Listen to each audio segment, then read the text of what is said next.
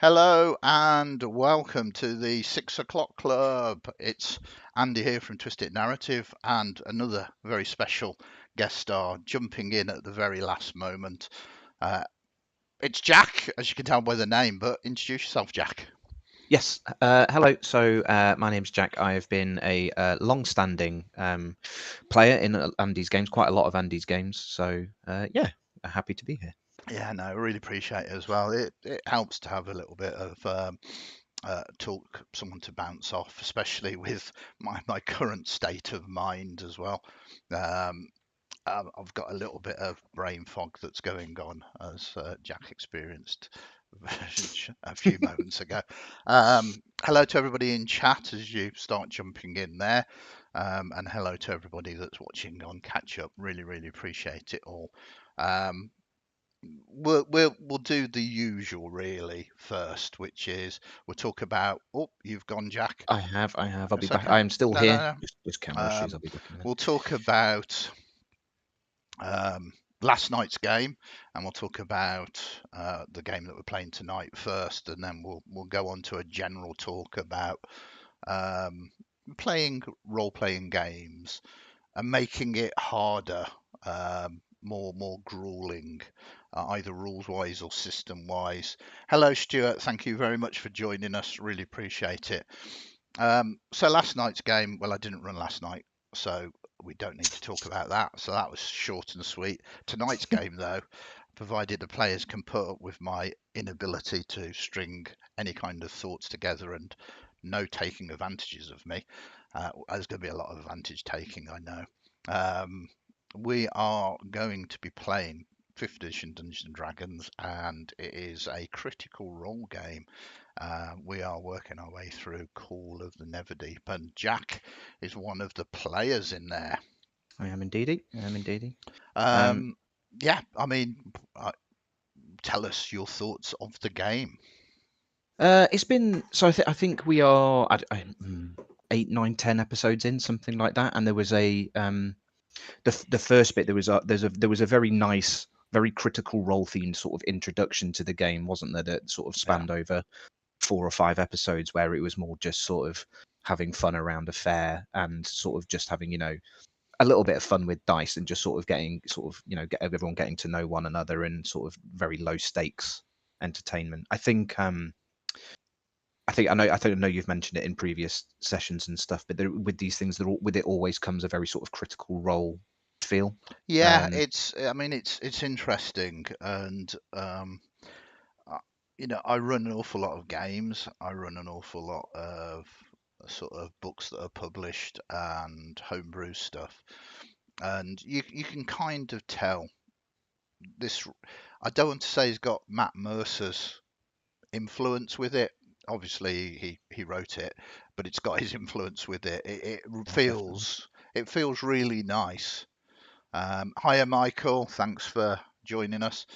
Um, it most definitely encourages role playing. Now, I don't mean other games don't do that, but I mean interpersonal role playing amongst the group and amongst NPCs as well. I don't particularly want to spoil it because I mean the problem that I've got here is it's a published book. And if we go through what has happened so far, it's potentially going to be spoilers for Yeah. people. I know the book's been out for a very long time, but even so, we don't want to ruin people's enjoyment of it. But it's a fantastic group of players. Michael, who's just jumped into chat, is one of them. And I mean, it's got this very nice narrative and this gentle sort of feel.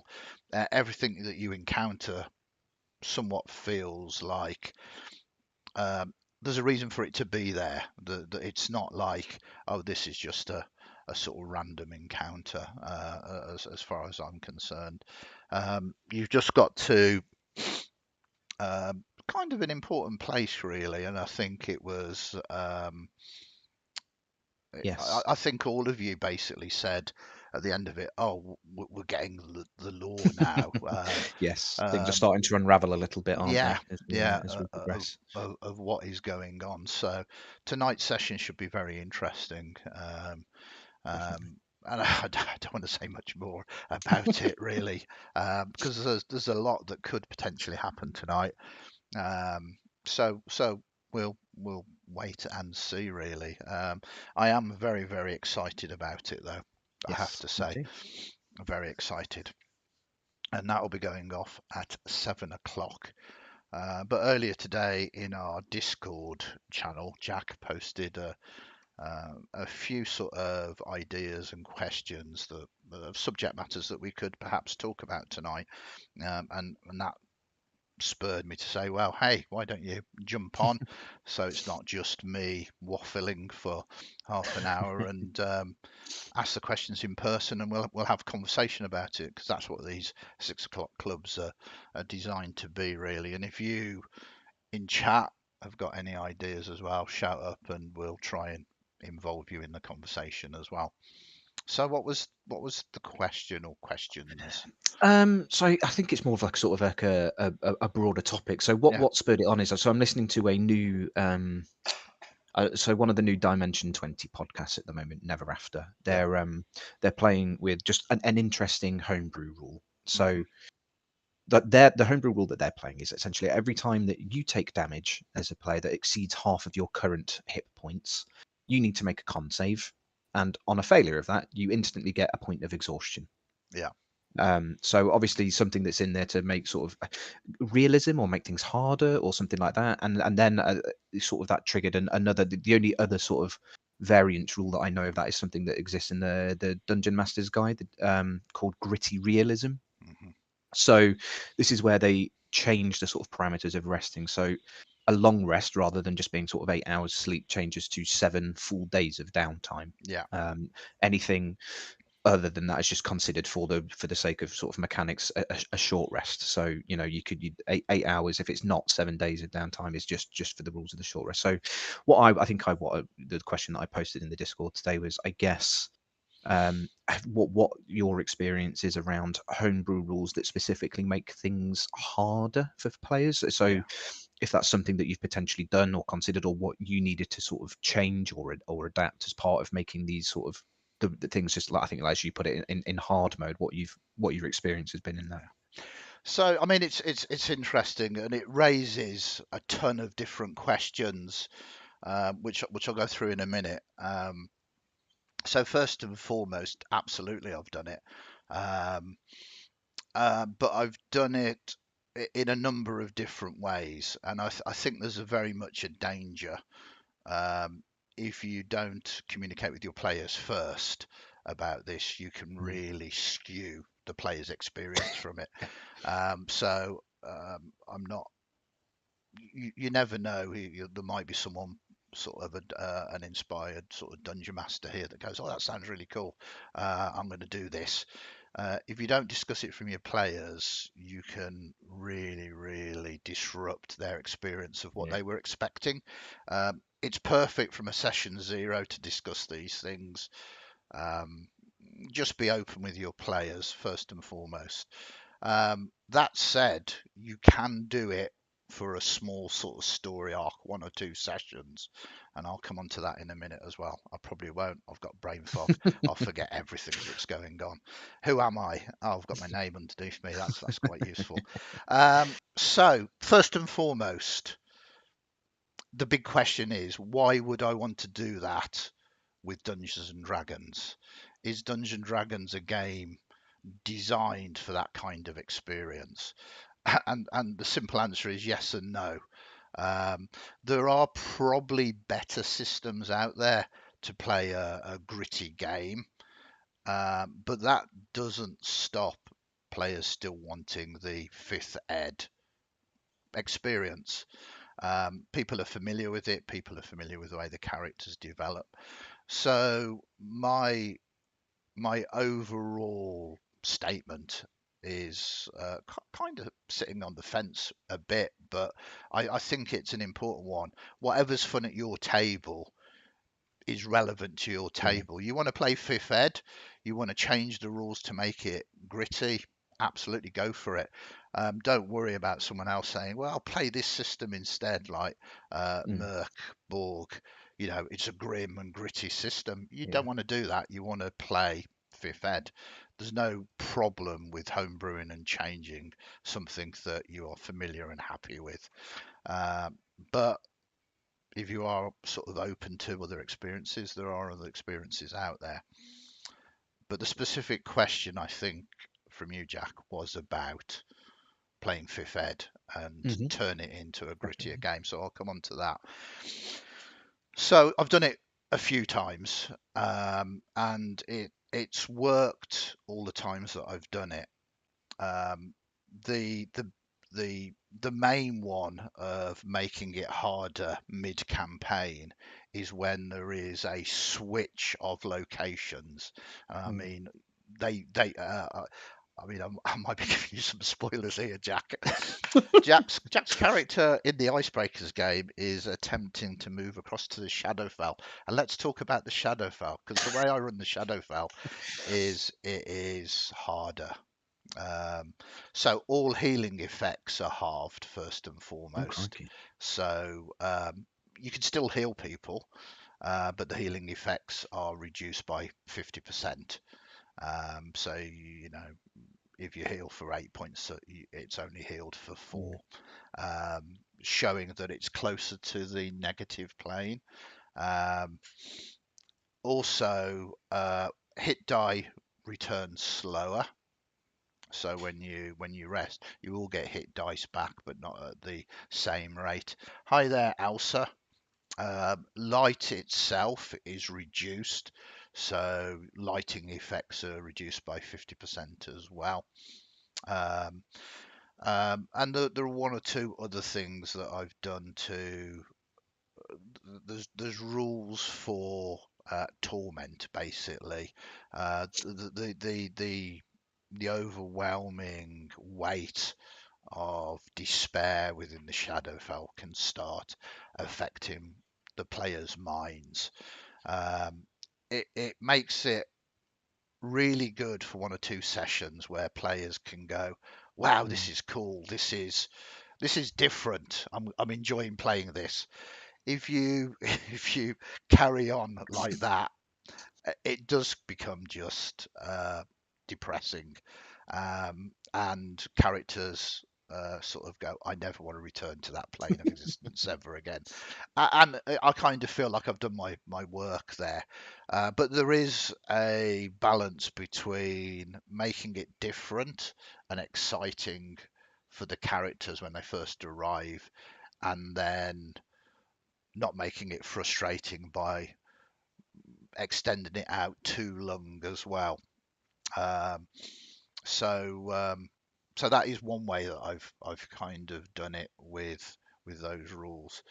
Um, Michael has said we saw a bit of this when you were near a rift of the plane. Yeah, the light things was unsettling. Absolutely.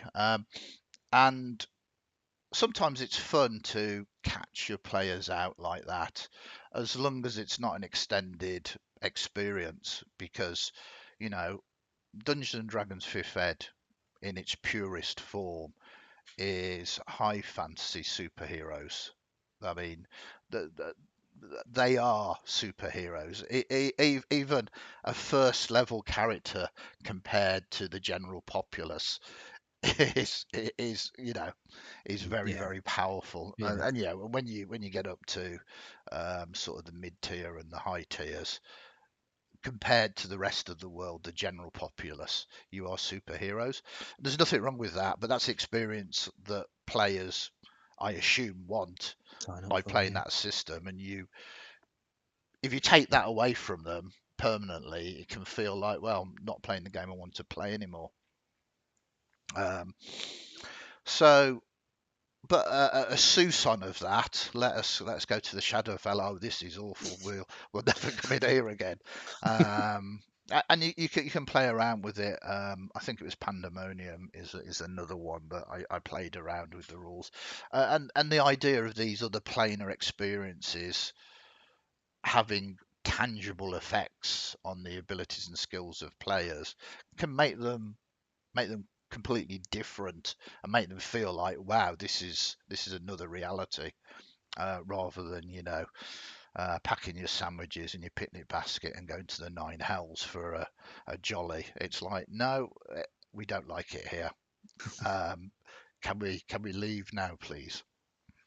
So that's the first thing that I did. I also ran a complete campaign that was low fantasy D&D, if that is such a thing. Um, it was called Eisern Faust. I'm not sure I'm pronouncing that properly. I am because I invented it. But Eisern is German for iron, and Faust is German for fist. So it's kind of Iron Fist, basically. Um, and I've ran this campaign now, so there's no spoilers for the players that were in it. Um, but we did a session 0. I promoted this game not as a fifth ed game, but a game where you start on 0 levels. The characters started out without character classes. Um, Everybody needed to be human. So it was like, this is going to be a low fantasy campaign using 5th edition. And they started off with some basic skills. I think one person was someone that tended the peat and turned it into sort of a fuel for the little settlement they was in. Magic was outlawed, but there was kind of like the hints of supernatural and the like. So people were normal fundamentally. Um, and as they played a couple of sessions, doing the things that they were exploring and doing, set the classes that they were playing in. And uncovering a forbidden page of magic would perhaps lead one of them into the wizard class. Fending and defending the village from sort of wolves would perhaps make them into a fighter, stealing something. But the whole game world was dominated by the church and the Inquisition. Um, People who play my games know that this is a very, very common thread that I quite like. And the Eisenfaust, the fist was designed to be like that. And it was an interesting and um, fun experience. The campaign, as it developed, they actually discovered the reason why there was all these caps was that they weren't playing a medieval game. They were in a post-apocalyptic future. The church had ancient technologies and were protecting um, protecting their civilians because belief had become tangible, which is how we um, represented magic. So the populace was controlled through law and thought by the church, so they didn't think of bad things and they didn't sin, because if they sinned, they would feed um, belief and thoughts to these entities that were the embodiment of sins that laid outside of these territories. And the players eventually went on a journey to discover all of this, and that was quite interesting and quite a lot of reveals. But the game had to start, without any kind of magic or anything else, and the the healing rules and everything else was very much as you discussed with, it took a longer time to get your resources back, um, until they basically discovered that positive thought could empower them, and then we transferred it, so it was almost a reversal, starting off in this hardcore mode and then eventually finding their powers, as it were, really. So yeah, that was interesting, and then we could use old technologies which was new technologies in that game as well, as it became a little bit of a Fallout type game. Yeah. But that took a lot of planning and a lot of open conversation. There was a lot of spoilers in there that they didn't know, but we needed players on board that wanted to start off at level 0, realised that they were developing their characters, and it was an interesting premise, basically. Yeah, because I think like like you said, I think ultimately the biggest thing here is getting everybody on board, isn't it? You know, if you threw something like gritty realism or something like that at players who haven't necessarily signed up for that, I think that's what the session 0 is there for with this kind of thing. Just making sure that everyone's on board, and I think a lot of people, I think even myself included, would be interested in just seeing what that looks like. I think when I posted that question to you earlier, when I was trying to think about how that would lay out, I think what I was thinking of, my biggest concern would be things like how you would balance encounters, especially if I'm using things like gritty realism or whatever as an example. Because there are, if you just took D&D as as it was and just said, right, we're now using the gritty realism variant, I think one of the biggest disparities potentially would be the difference in classes and their reliance on short and long rests, because obviously you've got spellcasters and who already have to deal with sort of resource management, and now they've got to deal with things that potentially they could be going many in-game days without having long rests, and there are things like fighters or whoever are sort of more short rest reliant, and and when they're rolling hit dice, obviously they're rolling it, they're getting more back. So how would you look to balance an interesting encounter? I mean, it's very much an interesting sort of subject, really.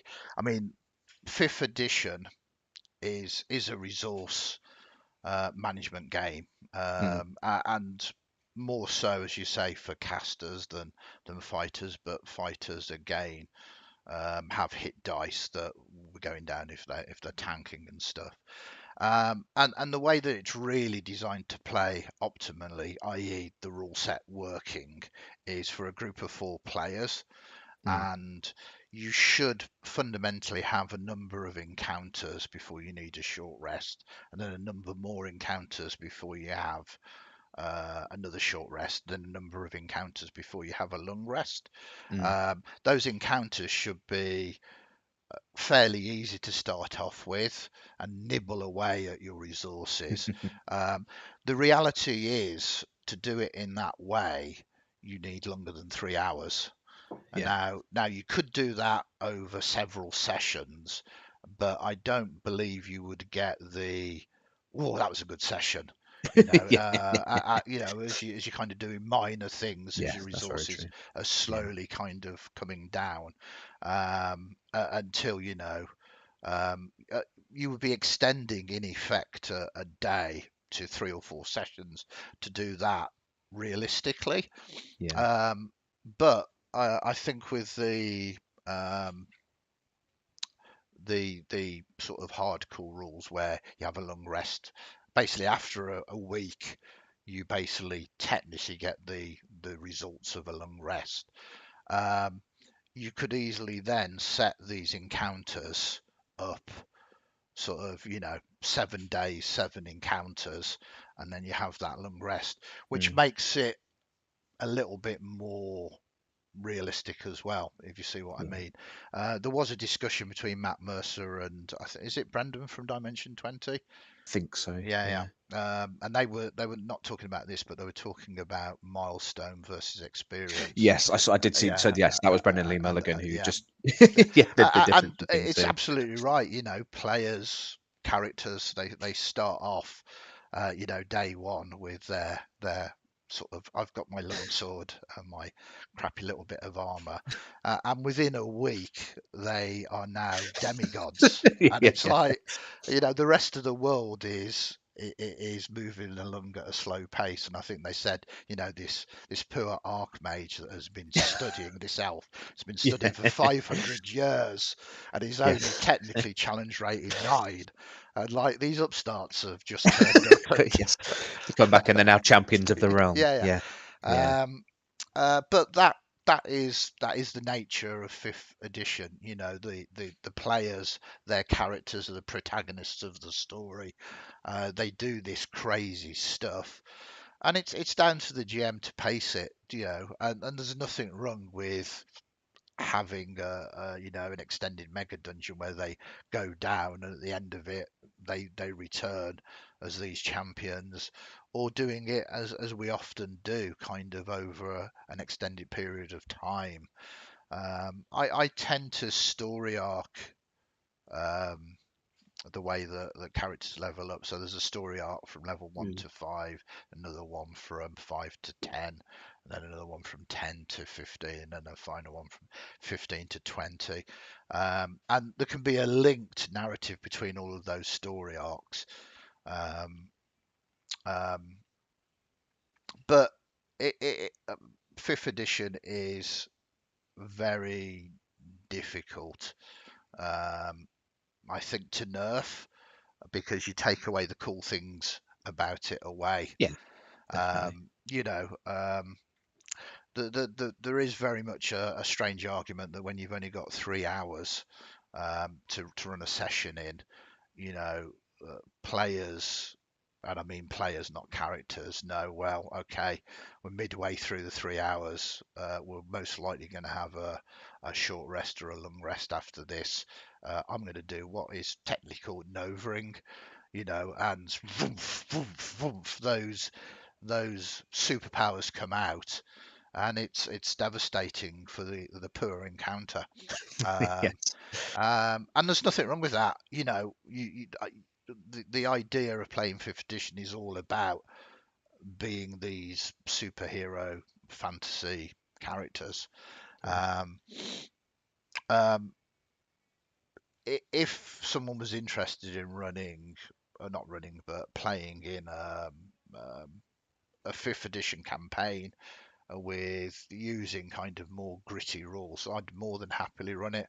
I have done in the past. It's a different experience. Um, and like I said before, it's well worth considering other systems, because I mean there are so many out there. Well, I mean, I know we've mentioned Pathfinder. That isn't one that I would use in this circumstance, but one that is very close to my heart, and I've played and GM'd in an awful lot, is Warhammer Fantasy. The old world of Warhammer is grim and gritty, and designed for that purpose. Um, Sorry, So Jack. would that be your if someone asked you, I suppose, I'm looking for something a bit grittier, Yeah, would that uh, be your number one solution then in terms it of? depends on what they want. If they wanted an Mm, alternative to D&D, but they wanted, I call it Ridley Scott, because most of his movies are full of rain. It's just like constantly pouring with rain in his movies. Um, and The Warhammer world is just, it's mud. It's kind of, you play rat catchers. yeah, But there is that fantasy element in there. I love that European dark fantasy that it kind of replicates, basically. If you wanted something that is kind of death metal and apocalyptic, then we've mentioned Mork Borg already. yes, very Um, keen on doing that. and there's quite a lot of these original sort of role-playing game sort of simulators that simulate early sort of Dungeons and Dragons, um, back in the day. And they do a very good job at that, very much so. Um, Quite often, though, those ones tend to, it pitches the players against the problem rather than the characters. The It's very rare that the characters themselves can resolve through their own skills the problems they come across. Quite often you have to, as a player, think about everything you've got and then speak to all of the other players and kind of pool your resources to come up with a clever solution. I mean, there are old TV programs like the Adventure Game, Mm. um, and more modern day experiences like escape rooms that those dungeons, those style of dungeons, kind of are not based on, but have kind of spawned that kind of puzzle solving, really. Um, very much with a lot of the creatures, it's like, okay, we know we can't defeat this creature because it's too tough for us. What bits of the environment can we use? Can we call down that stalactite to pierce it? Um, and it is that kind of thought process that is very different to sort of modern day role playing. Um, Yeah. so I don't know that. Michael has just said it's Grim up north and south and east and west. WFRP. That's Warhammer Fantasy Roleplay. Um, I like that. He also said that that's where he thinks Dungeon of the Madden Wage works well, where you can find a safe place even for a short rest. Yeah, Yes. mega dungeons can be dangerous, absolutely. Um, and it's kind of an interesting experience to do. But I mean, I'm going to turn the tables on you a little bit, Jack, and say, what promoted the question, or rather, do you fancy giving something like that a go? I, yes. So the short answer is yeah. I think I've always been interested in, obviously because I'm in quite a lot of Yeah, in your games, in just in these sort of variations that maybe add not necessarily realism but just different areas of challenge to them. I did really like the rule that, like I said, that's in Never After, in terms of taking a point of exhaustion, just because from a flavor yeah, standpoint, it just makes a lot of sense as well as anything else. yeah, So Brendan Lee Mulligan also does it for the sort of the enemies that you're facing as well. So the players can inflict points of exhaustion if they're doing the same thing.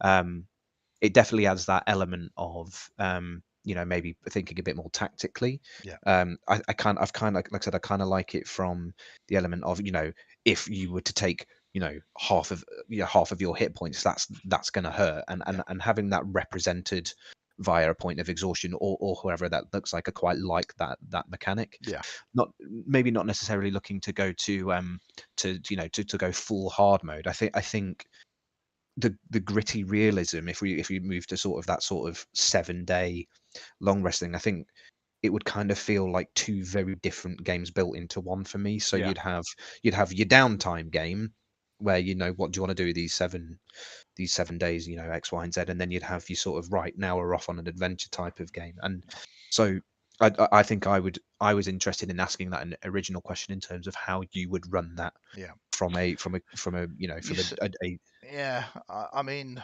I don't think I would run it that way though, where you have 7 days of kind of waiting around so you can get your little rest. What you would because be I think, doing yeah, is you would be adventuring, yeah, and because hit points aren't that, they're just a yes, representation yeah, exactly, of of um, of many things in the yeah, past, certainly in early editions. It doesn't represent how you've been cut apart. no, It can represent your ability to dodge out of the mm, way. I mean, you're being hit. It's only that final hit point, and to be perfectly honest, then the death saves that count basically. yes, Um, and it just means that, a barbarian with rage is not got more physical flesh and bone that they have to cut through to cut them down, but mm, he's just battle hardened, yeah, and he's parrying with shields and whatever. And um, so the loss of hit points through those 7 days would happen um, over time, yeah, and it would be sort of like, wow, we've gone a week. We really need to sort of patch Have a lie yourselves down. up, Yeah, and yeah, yeah, yeah. you would still be having rests every night and doing Mm, camp, and I would say that they would be your short rests in yeah, a grittier game. Um, yeah, so you could only really spend your hit dice when you get a short rest. So you have to decide whether I don't want to do that yet. I'm going to do. yeah. Um, I mean, it throws out a completely different dynamic to healing as well. Does your Definitely. priest just do it instantly, or do they do over Something like a time? prayer of healing or Um, whatever. it would make Goodberry very strong every It day. would. Everybody It could would. get some food and get that one hit point back. That would be really useful as well. But there are certain things that you can do as a gem, like make healing potions much more available and make Yes. sure Yeah. that people have got them. Um, Yeah. Because I so think that's interesting. Obviously, because I think that's potentially the trap that people would fall into. You said you would obviously manage it, not necessarily a 7 week holiday and then yeah, sorry, a seven, 7 day yeah, holiday. 7 day holiday. But I think that's potentially a trap that people could fall into. Would be right. We've got 7 days of downtime, then 7 days of adventuring, and it would feel just sort of like a little downtime mini Yeah, game.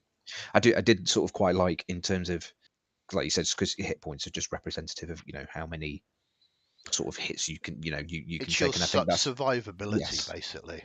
yeah, and I think like I said, and I think that's why quite like this sort of point of exhaustion Yeah, yeah, homebrew rule that they're playing, because just from a sort of flavor standpoint rather than anything just mechanical, the idea of yeah, taking that down to halfway is it's going to sort of have a sort of a mental effect rather than just yeah, as much yeah. as physical as well, isn't it? No, exhaustion is the GM's best friend. You've got some players and they like, yeah, I can do anything now. There are certain ways, and you can homebrew certain ways Mm, of ensuring that players suddenly get exhausted. And yeah, of course, it can be removed through restorations and that kind of thing.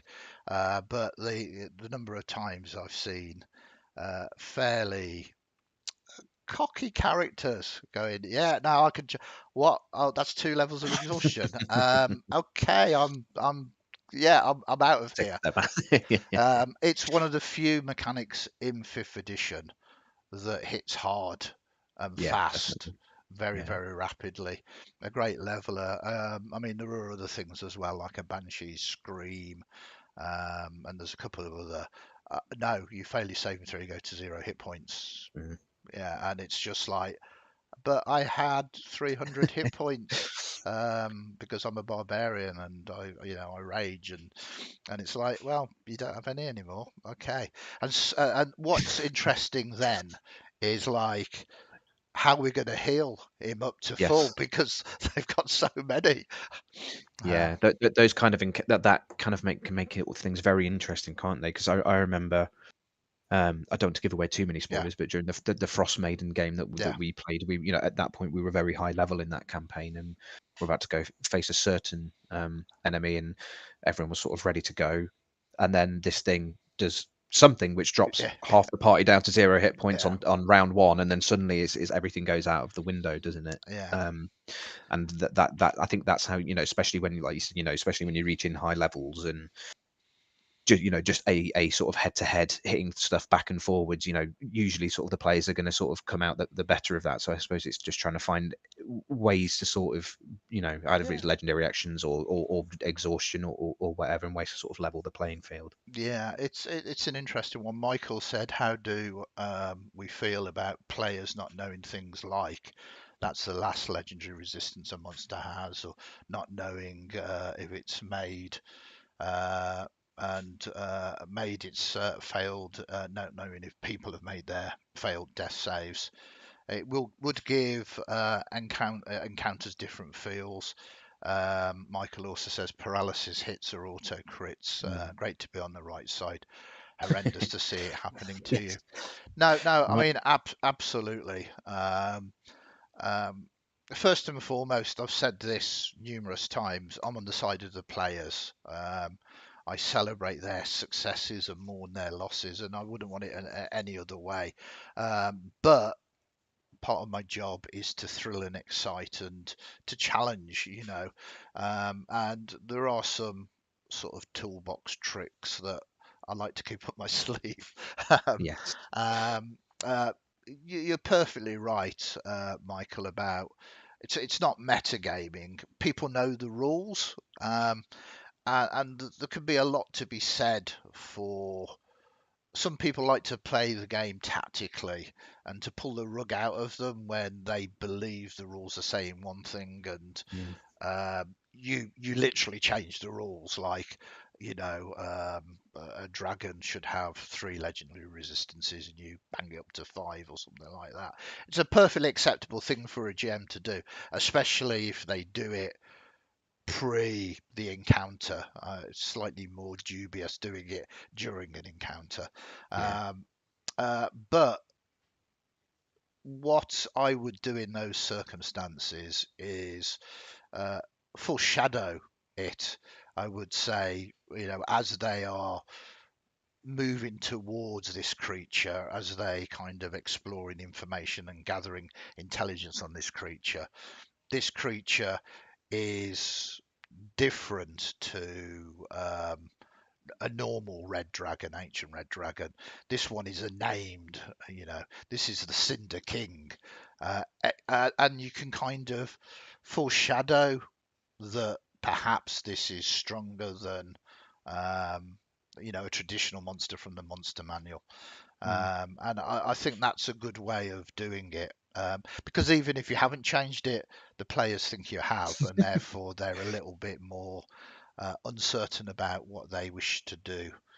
Um, I thought we saw. There you go. You just disappeared. I think Oh, you might have yes. done that. No, no, not you. Oh. Skill Gannon here. Skill Gannon plays in our Saturday game, and I'm really looking forward to this. Hopefully, you can make it. Um, don't forget to let us know if you haven't already. And he mentions another player in that game, Wayne, who never tries to bend the rules. No, I mean, to be fair to Wayne, he doesn't try and bend the rules, but he likes to optimize his characters. And Mm. seriously, there's nothing wrong with that. I No, mean, no. um, it is the GM's remit to not tell players they can't do those things, especially if they are rules as written. Yeah, definitely. It's their job to go embrace that, change the challenge ratings of the creatures, make it Yeah. exciting so they get to do the cool stuff that they should be able to do because it It's is in the rules. in the Yeah. rules. To say, oh no, we're not using that rule anymore is, it's, I don't, I would much rather do something about that than to remove it. Definitely. Um, that is my opinion, really. Yeah. And there's, sorry, Jack, you was going to say. Yeah, no, I think especially I think what you were talking about in just terms of sort of the players understanding and how they run it. When in the games that I've run, the one sort of the only homebrew variant rule that I run is death saves are run by me as the DM behind the table. Yeah, Because and I a lot of I suppose you could argue that obviously it takes away agency from the players, but what I quite enjoy is sort of, sometimes I mean I can even be guilty of it as well. So I'm only on one failure, I'm only on one success. Don't worry about me on this round. hmm You can come back around, and what I quite like is saying, right, it's up to you. I'll roll the dice. Obviously, always just as honest as I can, and say, yeah, that's it, and then move on to the sort of the next person. So it, I'll obviously try and describe it, yeah. the character as they're bleeding out or whatever. But I think it adds like a nice little element of It danger, and does. also sort of stops that level of metagaming that I think everyone can be guilty of, and like I said, myself included in that. You can't get round. Well, I mean, you can get round it by doing things, but at the end of the day, it's a game and it's designed for fun. If if it's affecting the nature of the game, I do a homebrew rule about death fails not disappearing, um, and that's because basically what was happening. because the rules allow it to happen, is characters were letting themselves be reduced to 0 hit points, and all of the healing was being saved till after a character was downed. Yes. Because it's obviously far more optimal to get a character just back up with your Yes. healing spells. Now, I didn't do that because I was bothered about it. I did it because literally poor priests, healers, people who wanted to heal, and I'm Yeah. playing the game so I can actively stop you from dying. Yeah. Was being, you can't do that. Don't do that yet. Save your Yeah. Just resources. wait for me till I go Yeah, down. yeah. Yeah. And it's like, stop spoiling their fun, you know. So it's like, yeah, you can do it, but if you get a death fail, it stays on until you take a long rest, Yeah. which Which suddenly makes sense. means I don't want a death fail, because next time I go down, I might get another one. Yes. Yeah. um, That's a very good idea. and overnight it just changed. Oh yeah, keep me on my feet. Um, Yeah. Skill says hello to me and nice to meet you, Jack. This is Oh, I'll call him by his name. His what's his name? His handle, Skill Gannon. But he's saying very nice. Michael quickly says rules adding more weight to role playing to things like revivification and other life saving spells are also good. Absolutely, there's a ton of things that people never bother to take because these conditions don't really sort of come up. But when they come up, they are a godsend, literally, normally, because they're divine, yeah. and they can change the nature of the game. Yeah, revivication. So Matt Mercer runs slightly altered rules with Yeah. revivication, and that require in Or terms of yeah, a bit more role playing involved as well. That revolves, it's about the PCs talking to the person to will their soul back into the body. yeah, That yeah. requires talking, rolling dice. I think that's a nice addition to Revivify. I think it's key. And to be perfectly honest, before Matt Mercer Oh, was it? publicly did it, before he Okay. publicly did it, I'm not going to say he did it first, but I'm older than him, so I probably did it first. So I really like when Andy Leach Yeah, did yeah, this. yeah. No, This thing I of mean, fine talking to I hate the idea of like someone dying, the character dying, and everybody's them. just like, it's okay. Here's some gold. You're up. Yeah, It, yeah, uh, I've got nothing wrong with it mechanically, um, but it means that characters aren't invested in yeah. their character, and It's just like getting an extra life in a video game, yeah, isn't it? yeah, yeah, absolutely. And I think you lose a lot of potential role-playing experience not to be able to try and do something emotive to bring the Mm, character back. definitely. Um, And it might not be one for today because I know we're sort of running short on time, but I yeah, think another, maybe another one for that is how you sort of deal with things like, PC deaths or what you think is a sort of a nice idea, or how you would like to see it, or how you'd yeah, sort yeah. of sort of play a character deaths and stuff. I'd be very interested in. It's indeed another good subject. I'll make a note of that. But you are right, Jack. We have waffled on, and it is only 10 minutes before our call of the Neverdeep game. So I want to say a big thank you to Jack for joining us and raising some interesting questions there and creating conversation, which is what the 6 o'clock club is all Yeah, about. thank Thank you you for for having me. everybody joining us. Thank you for watching if you're watching on catch up. Um, if you haven't already, please give us a cheeky subscribe and like. It really makes a big difference to us. Um, and we'll be back tomorrow, same time, 6 o'clock. In the meantime, have a great evening, look after yourselves, and I'll be telling you what happened in tonight's game tomorrow. For now, stay safe, everybody, and look after each other. Bye for now. Right.